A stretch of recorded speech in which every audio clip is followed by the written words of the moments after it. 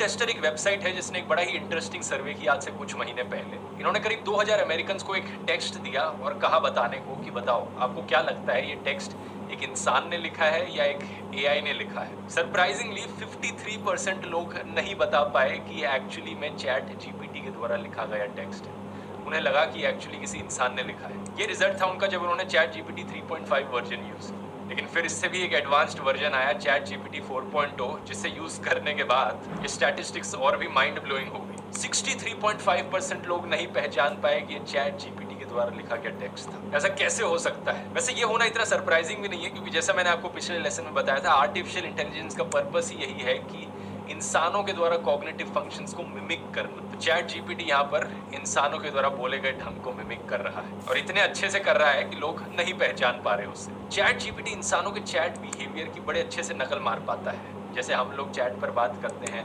Follow up questions पूछते हैं, उनके जवाब दे देना, अपनी गलतियों को एडमिट करना, इनअप्रोप्रिएट रिक्वेस्ट को रिजेक्ट कर देना, गलत आर्ग्यूमेंट्स को चैलेंज करना, ये वही सारी चीजें हैं जो हम इंसान भी चैट करते वक्त करते हैं। इसी रीजन से जिस आर्टिफिशियल इंटेलिजेंस की कैटेगरी के अंदर चैट जीपीटी को डाला जाता है, उस कैटेगरी का नाम है चैटबॉट्स। चैटबॉट्स ह्यूमन कॉन्वर्सेशंस को सिमुलेट करते हैं। चैटबॉट्स भी अपने आप में कोई नई चीज नहीं है। इससे पहले एप्पल की जो सिरी है वो भी एक चैटबॉट है, अमेज़न की एलेक्सा भी एक चैटबॉट है। और अक्सर जब आप किसी वेबसाइट पे जाते हो, कोई होटल बुकिंग कराने या कोई भी और चीज़ खरीदने, अक्सर आपको एक चैट का बटन नीचे दिखता होगा जिस पे आप क्लिक करके चैट कर सकते हो। ये सभी एआई चैट्स हैं। चैट जीपीटी एक नेक्स्ट लेवल पर ले जाता है इन एआई चैट्स को, क्योंकि वो जेनरेटिव चैटबॉट्स की कैटेगरी में आता है। ये बाकी जो सारे चैटबॉट्स हैं ये या तो रूल बेस्ड चैटबॉट्स हैं या रिट्रीवल बेस्ड चैटबॉट्स हैं। रूल बेस्ड चैटबॉट्स क्या होगा कि पहले से ही रूल्स लिख दिए जाते थे प्रोग्रामर्स के द्वारा कि अगर कोई पूछे कि इस चीज़ की बुकिंग कैसे करानी है, या अगर कोई ये सवाल पूछे, तो हमने ये रूल्स लिख दिए हैं, ये FAQs हैं। कंप्यूटर अपने आप कीवर्ड को ढूंढेगा और वहाँ से उस कीवर्ड को ले जाकर एक आंसर आपको दे देगा। रिट्रीवल बेस्ड चैटबॉट्स और भी गए गुजरे होते हैं। वहाँ पर क्या है कि आपने कोई सवाल पूछा, वो आपके सवाल को बेस्ट मैच करने की कोशिश करेगा किसी प्री एग्जिस्टिंग रिस्पॉन्स से, और उसका आंसर लेकर आपको पकड़ा देगा। चैट जीपीटी के आने से पहले अगर आपको याद हो, ये चैटबॉट्स बड़े इरिटेटिंग होते थे, क्योंकि अक्सर ये फूड डिलीवरी कंपनीज इन्हीं का इस्तेमाल करती थी कि अगर आपको कोई भी कंप्लेन करनी हो कि भाई मेरे घर में जो ऑर्डर आया वो खराब ऑर्डर, गलत ऑर्डर दे दिया, तो आपको चैट करने का ऑप्शन मिलता था, और वो चैट किसी इंसान से नहीं हो रही होती थी बल्कि एक कंप्यूटर चैट कर रहा होता था आपसे, और बड़े इरिटेटिंग से रिस्पॉन्सेज होते थे उसके, क्योंकि वो प्री डिफाइंड रिस्पॉन्सेज आपको परोस रहा होता था। चैट जीपीटी की जो कैटेगरी है जेनरेटिव चैटबॉट्स की, ये नई कैटेगरी। यहाँ पर पुराने रिस्पॉन्सेज को आपको परोसा नहीं जाता, बल्कि नए रिस्पॉन्सेज क्रिएट किए जाते हैं आपके इनपुट को देखकर, मशीन लर्निंग और नेचुरल लैंग्वेज प्रोसेसिंग का इस्तेमाल करके। लेकिन चैट जीपीटी को इतना अच्छा बनाने के लिए बहुत मेहनत लगी है, बहुत सारा डेटा इसे फीड करना पड़ा है, और साथ साथ एडवांस टेक्निक्स का इस्तेमाल किया गया है, जैसे कि ट्रांसफॉर्मर्स और reinforcement learning with human feedback. इन दोनों टेक्निक्स की बात हम आगे करेंगे। पहले ये समझते हैं कि ये ट्रेनिंग कैसे करी गई चैट जीपीटी की। अब एक कंप्यूटर तो सिर्फ जीरोज और वंस की भाषा ही समझ सकता है, हमारी भाषा तो समझ नहीं सकता, तो इसे कैसे समझाएंगे? इंग्लिश लैंग्वेज अपने आप में ही इतनी कॉम्प्लिकेटेड है कि हम अगर इसे कुछ सेंटेंसेस दे दे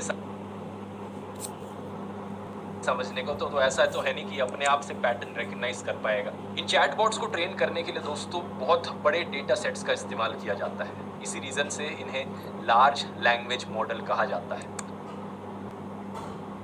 हमने एक लैंग्वेज का बहुत सारा टेक्स्ट इसे दिया, और हम इसे बताते हैं कि कहाँ कहाँ रिलेशनशिप्स ढूंढनी है उस टेक्स्ट में, कहाँ कहाँ पैटर्न्स रिकग्नाइज करने हैं।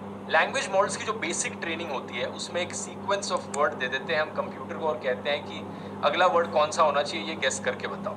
यहाँ मोस्ट कॉमनली दो टेक्निक्स का इस्तेमाल किया जाता है, एक है नेक्स्ट टोकन प्रिडिक्टिंग और दूसरी टेक्निक है मास्क्ड लैंग्वेज मॉडलिंग। स्क्रीन पर एग्जाम्पल देखिए इस टेक्निक का।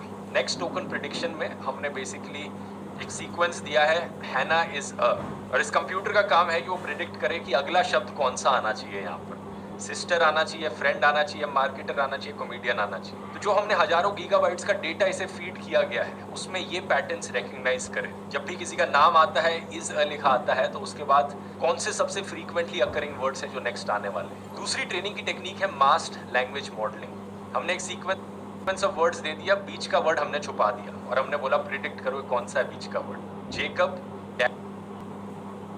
रीडिंग, यहाँ जेकब फियर्स रीडिंग हो सकता है, जेकब लव्स रीडिंग हो सकता है, जेकब एंजॉयज रीडिंग हो सकता है।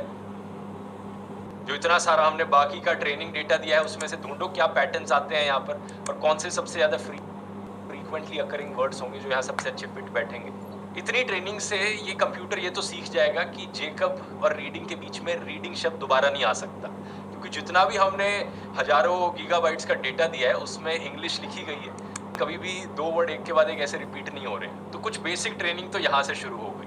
अब आईफोन के अंदर जो सिरी होता है वो भी नेक्स्ट वर्ड को प्रेडिक्ट करता है। जब आपने व्हाट्सएप या iMessage यूज़ किया होगा आईफोन पर, आपने देखा होगा वो 3 वर्ड्स ऊपर लिखे आते हैं। कोई भी शब्द लिखते हो कि नेक्स्ट वर्ड कौन सा लिखा आना चाहिए, सिरी हमें बताती है कि ये आज शायद नेक्स्ट वर्ड है जो आप लिखना चाह रहे हो। तो जिस टेक्निक का वहाँ इस्तेमाल किया जा रहा है वो टेक्निक का नाम है long short term memory, LSTM। जो मैंने ट्रेनिंग आपको बताई उस ट्रेनिंग के बल पर इस टेक्निक का आसानी से इस्तेमाल किया जा सकता है। जो हजारों गीगाबाइट्स का हमने टेक्स्ट प्रोवाइड किया था उसमें देख लो कि सबसे ज़्यादा फ्रीक्वेंटली अकरिंग वर्ड कौन सा आता है, वहाँ पैटर्न रिकग्नाइज कर लिया और वही आपको सजेस्ट कर दिया।